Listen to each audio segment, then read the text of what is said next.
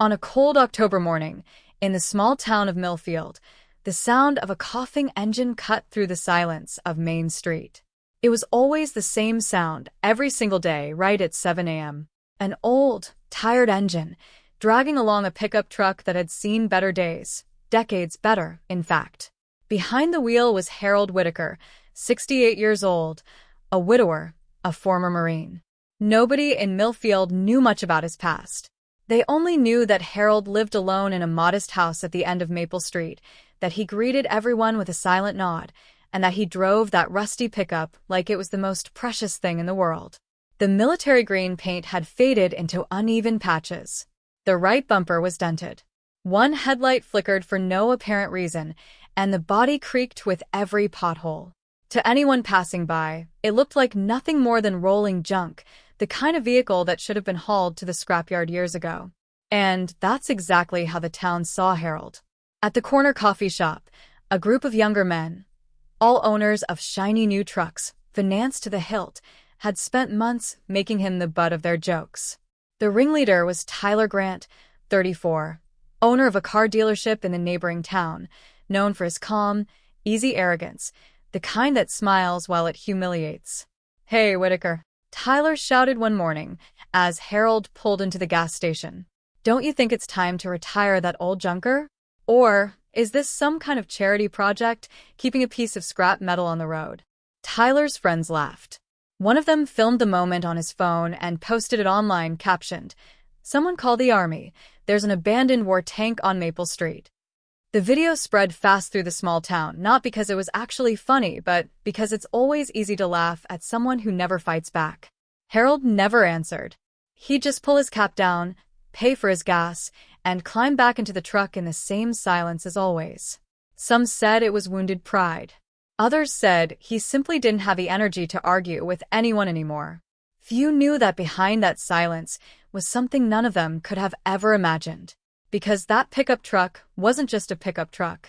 Tucked inside the driver's door, almost invisible beneath decades of dust and peeling paint, was a small metal plate with an engraved serial number, a number that, if anyone knew where to look, told a completely different story than the one the town insisted on believing. A number tied to a specific, obscure chapter of American military history. Harold knew it, and that was exactly why he had never sold it, never traded it in, never even considered getting rid of that pile of rust everyone loved to mock.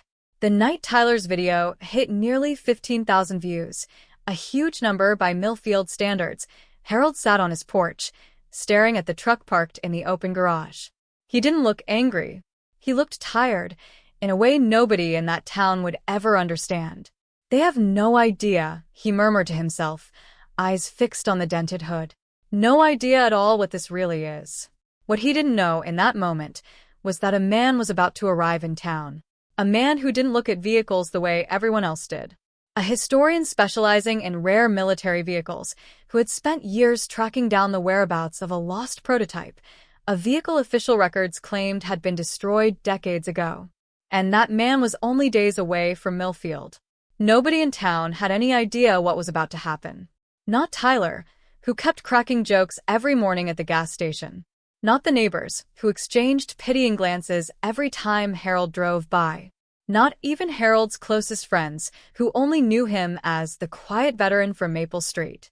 Because in less than a week, that rusty old pickup, the same one that had become a social media joke, the same one Tyler Grant called a piece of junk, would be at the center of an auction that would draw collectors from around the world. And the final price would make the whole town swallow every single laugh. To understand why Harold Whitaker held onto that truck like it was sacred, you had to go back 46 years to a place far from the quiet streets of Millfield, a place of heat, dust, and decisions that changed a young man forever. Harold enlisted in the Marines at 19, the same year his father died in a factory accident and his mother could no longer afford to keep the house they lived in. The military wasn't a dream for him. It was survival, structure, a way out. He didn't know, back then, that it would also become the defining chapter of his entire life. He served in a reconnaissance unit, the kind of role that rarely made headlines but quietly kept other units alive. Harold wasn't a man who talked about medals or missions.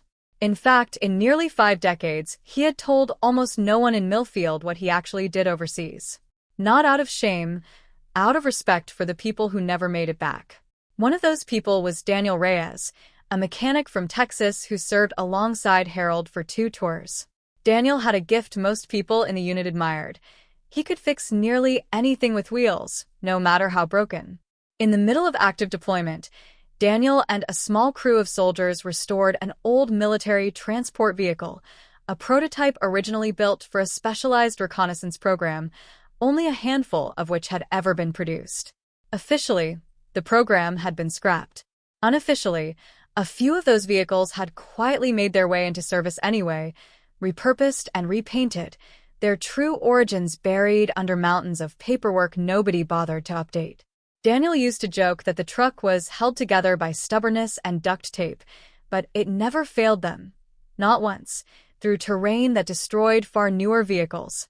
Harold and Daniel spent long nights working on that engine together, talking about the lives they wanted once they got home.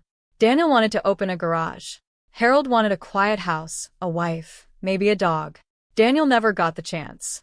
He was killed during an ambush in the final months of Harold's second tour, a moment Harold rarely spoke about, even decades later. Before Daniel died, he made Harold promise something, that if he made it home, he'd take the truck with him, keep it running, and never let it rot away in some government yard like so many machines that outlived the men who built them. Harold kept that promise. Through channels that were murky even to him, and with the help of a sympathetic commanding officer who understood exactly what that vehicle meant, Harold managed to bring the truck home when his service ended. Nobody stopped him. Nobody, at the time, seemed to think an old, unofficial prototype was worth the paperwork to track down. For over 40 years, Harold maintained it himself, patching rust, replacing parts by hand, keeping the engine alive with the same stubborn care Daniel once had. He never restored the paint, never fixed the dents. To him, every flaw was a memory. Every rattle was a story. Selling it, or even making it look presentable, felt like erasing the man who built it. That's why, when people like Tyler Grant mocked the truck's appearance, Harold never explained himself. How could he? How do you tell someone that the ugliest thing they've ever mocked is also the most meaningful thing you own? But the world doesn't stay quiet forever. Weeks earlier, in a university archive 3 states away, a military historian named Dr. Evelyn Cross had been cross-referencing old maintenance logs from a decommissioned reconnaissance program.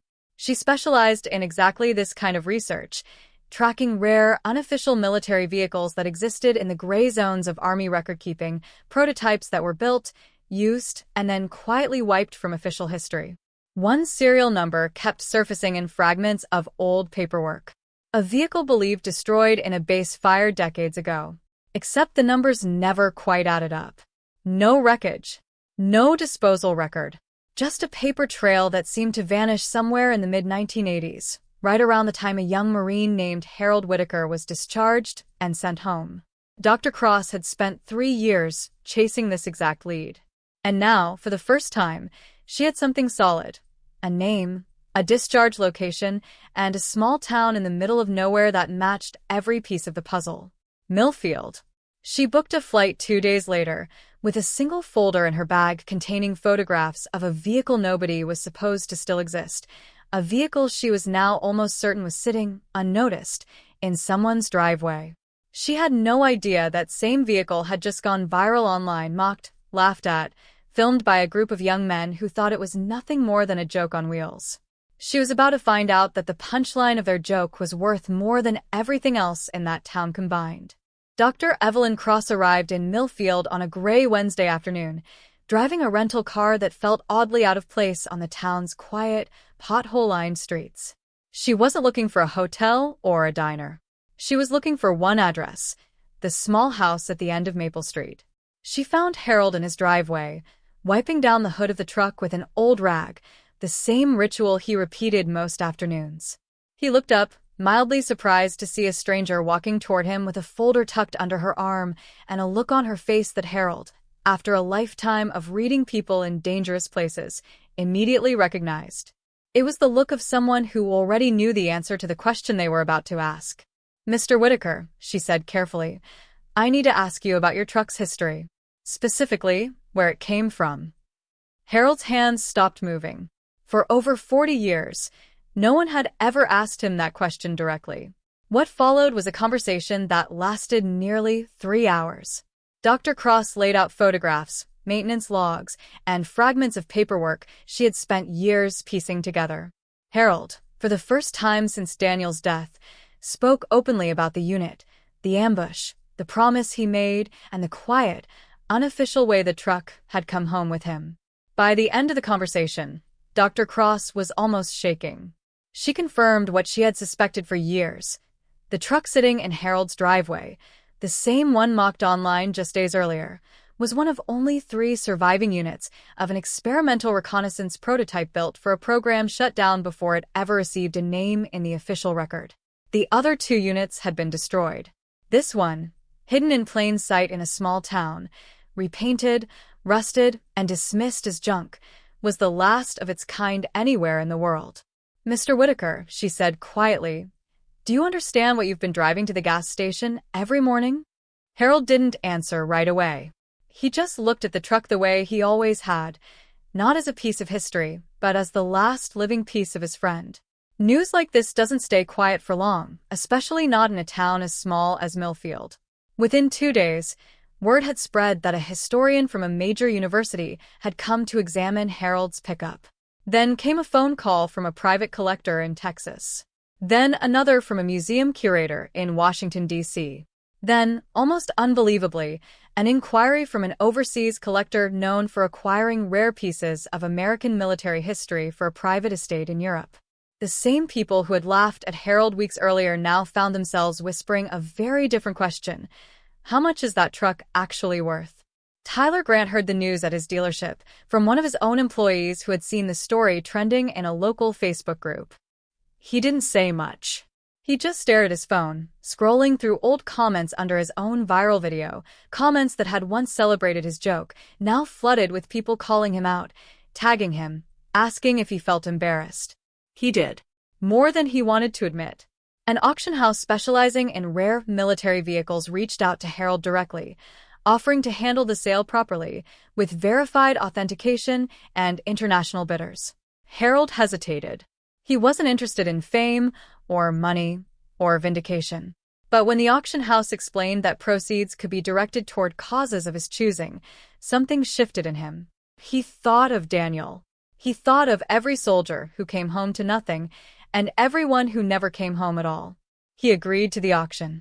Word spread fast, first locally, then nationally, then internationally, as outlets picked up the strange, almost cinematic story. A mocked veteran, a viral video, an unofficial military vehicle presumed destroyed for 40 years, and a name from an obscure recon program historians had only ever seen in fragments. By the end of that week, camera crews had shown up on Maple Street. Neighbors who once avoided eye contact with Harold were suddenly asking for photos. Tyler Grant's name kept surfacing in comment sections, no longer as the guy who told a joke, but as the guy who mocked a war hero without knowing it. And in a quiet auction house 300 miles away, bidders from 4 different countries were already preparing to compete for a vehicle nobody in Millfield had ever thought twice about, until the moment the whole world found out exactly what it was. The auction hall was unlike anything Millfield had ever seen. Polished floors, rows of quiet, well-dressed bidders, and screens displaying high-resolution photographs of a truck that, just 1 week earlier, had been the punchline of a viral joke. Harold sat near the front, wearing the same simple jacket he wore every day, looking noticeably out of place among the collectors and museum representatives. Dr. Evelyn Cross sat beside him, having personally verified every detail of the truck's history for the auction house's records. Beyond the cameras and the paperwork, she had become something Harold hadn't expected, someone who understood exactly why this vehicle mattered, beyond its price tag.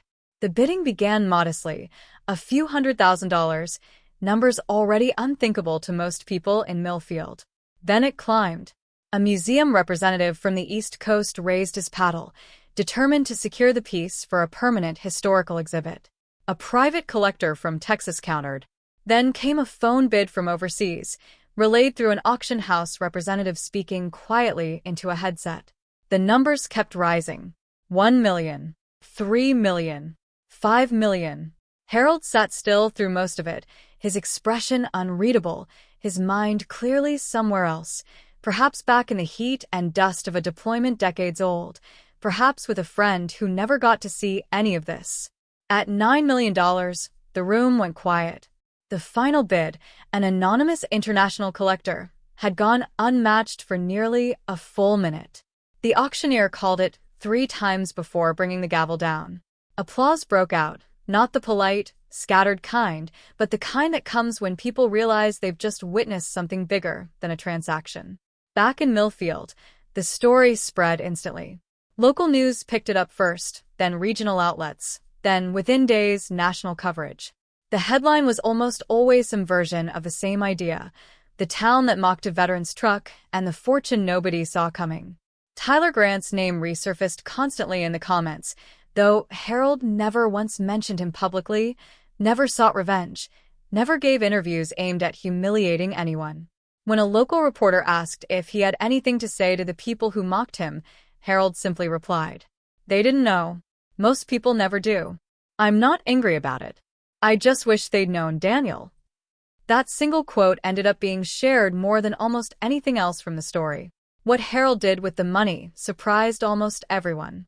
Instead of buying a new house, a new truck, or anything for himself, he worked with Dr. Cross and a veterans outreach organization to establish a fund in Daniel Reyes's name, a program supporting struggling veterans with vehicle repairs, mechanic training, and small business grants for former service members trying to start garages and repair shops of their own, just like Daniel had once dreamed of doing. The truck itself was donated, per the winning bidder's agreement, to a military history museum, where it now sits under protective glass, its dents and rust deliberately preserved exactly as Harold left them. The placard beside it doesn't just list technical specifications. It tells the story of Daniel Reyes, the promise made decades ago, and the man who kept his word for over 40 years. As for Tyler Grant, he never publicly commented on the incident again. But months later, without cameras or announcements, he was seen dropping off a small donation at a local veterans support event, the same event Harold now volunteers for regularly. The lesson of the story never needed to be stated outright, but it echoed through every comment section, every share, every conversation it sparked online. The truest value of something, or someone, is rarely visible on the surface. What looks like rust might be history. What looks like weakness might be loyalty carried for 40 years. And the people we're quickest to mock are often carrying stories heavier than we could ever imagine. Harold still drives, these days, a newer truck, donated to him by the museum as a gesture of respect. But every once in a while, he visits the exhibit, stands quietly in front of the old, dented vehicle behind the glass, and remembers a friend who never made it home, but who, in the end, gave more people a second chance than either of them ever could have imagined.